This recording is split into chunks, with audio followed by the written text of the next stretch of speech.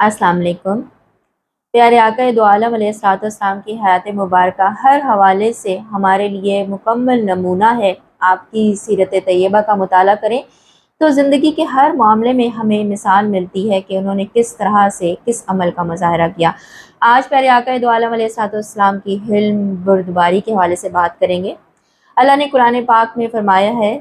तुम सब्र करो जैसे हिम्मत वाले रसूलों ने किया। सूरत अल-अहकाफ आयत नंबर 35 में ये फरमाया है अल्लाह ने।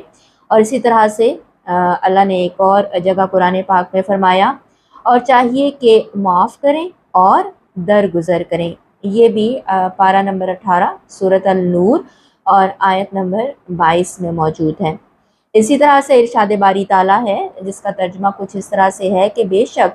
जिसने सब्र किया और बख्श दिया तो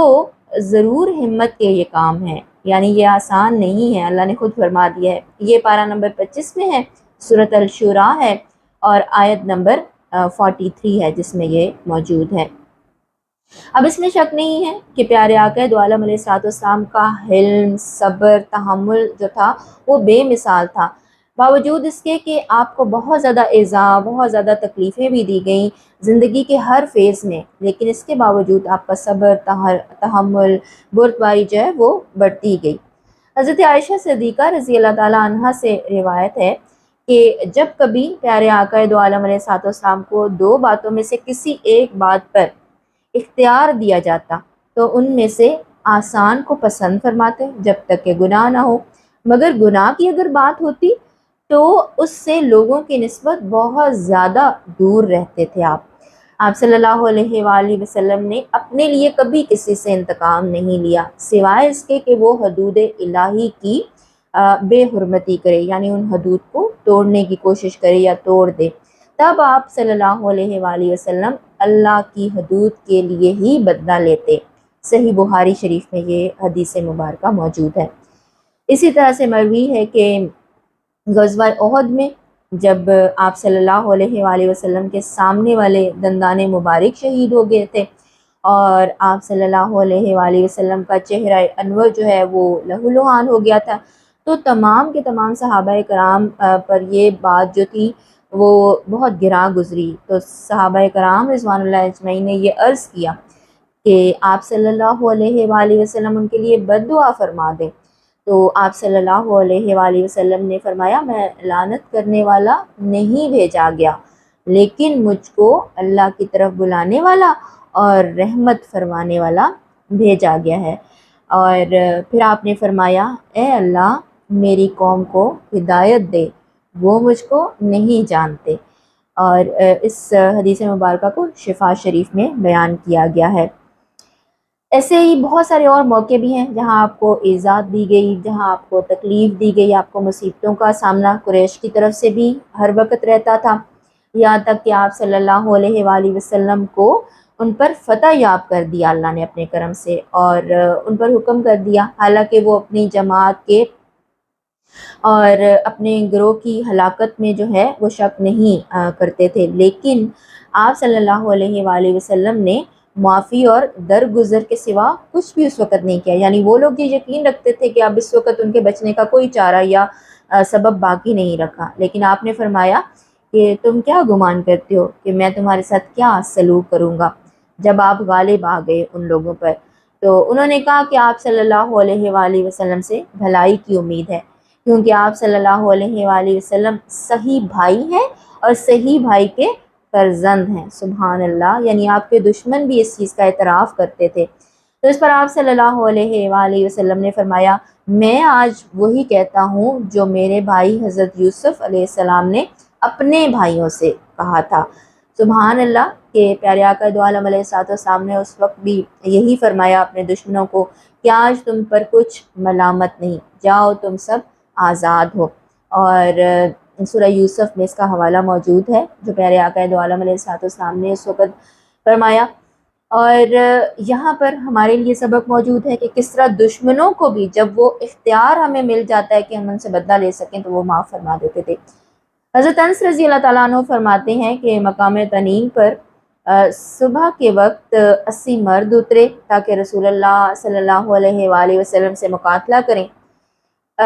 بس وہ سب کے سب گرفتار کر لیے گئے، یعنی صحیح مسلم شریف میں یہ موجود ہے اس چیز کا حوالہ۔ اس پر یہ آیت نازل ہوئی تھی جس کا میں یہاں پر آپ سب کے ساتھ ترجمہ شیئر کروں گی۔ قرآن پاک میں اللہ تعالیٰ فرماتا ہے، اور وہی ہے جس نے ان کے ہاتھ تم سے روک دیے، یہ سورۃ الفتح میں موجود ہے۔ اللہ نے فرمایا ابو سفیان جب گرفتار کر کے وہاں پر لائے گئے، جنہوں نے مختلف قبیلوں کو اکٹھا کر کے آپ صلی اللہ علیہ وآلہ وسلم پر چڑھائی کی تھی، اور اس کے ساتھ انہوں نے حضور صلی اللہ علیہ وآلہ وسلم کے چچا اور صحابہ کرام رضوان اللہ اجمعین جو تھے ان سب کو شہید کر کے مسئلہ بھی کیا تھا ان کا، تو آپ صلی اللہ علیہ وآلہ وسلم نے ان کو بھی معاف فرما دیا تھا، اور ان سے نرمی سے کلام فرمایا، اور یہ فرمایا کہ اے ابو سفیان، کیا ابھی تم پر وہ وقت نہیں آیا کہ تم کہو لا الہ الا اللہ؟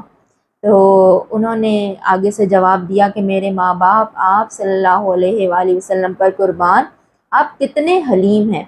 اور کیسے ملانے والے ہیں، اور کس قدر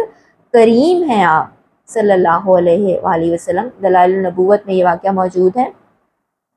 تو یہ تمام کے تمام واقعات جو ہیں ہمارے لیے بہت بڑا سبق ہے کہ ہم زندگی کے چھوٹے چھوٹے معاملات میں ایک دوسرے سے بہت سارے چھوٹے چھوٹے اختلاف رکھتے ہیں،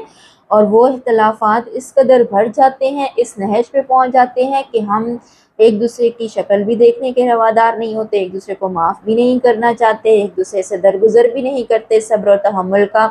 تو ویسے ہی آج کا جیسے کمی کا ایک دور ہے، ہم اپنے اندر بہت زیادہ کمی اس چیز کی پاتے ہیں کہ ہم کسی سے درگزر کر سکیں اگر اس نے کچھ ایسا کر دیا یا کہہ دیا،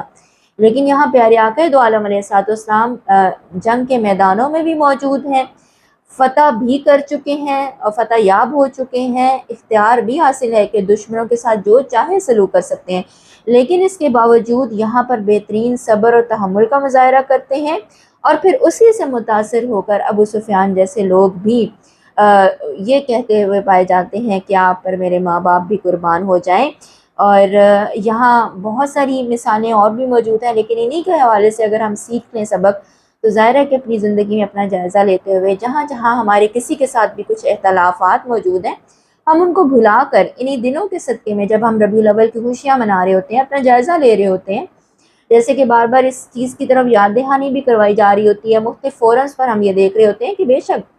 ہم یہ خوشی ضرور منائیں، اور یہ ہمارا فرض بھی ہے، حق بھی ہے، ہمارے لیے لازم بھی ہے کہ ایک امتی کی حیثیت سے یہ خوشی منائیں جو ربیع الاول میں منائی جاتی ہے، اپنے دائرہ اختیار، دائرہ کار اور حدود کے اندر رہ کر،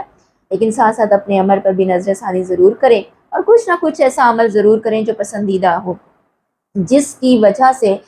ہم نظر محبت بھی پا سکیں، اور مسکراتی نظر ہمیں نہ صرف اس دنیا میں محسوس ہو بلکہ روز آخرت بھی جب وہاں ہم پیش ہوں تو پیارے آقا دو عالم علیہ الصلوۃ والسلام بھی ہم سے راضی اور خوش ہو جائیں۔ آمین ثم آمین۔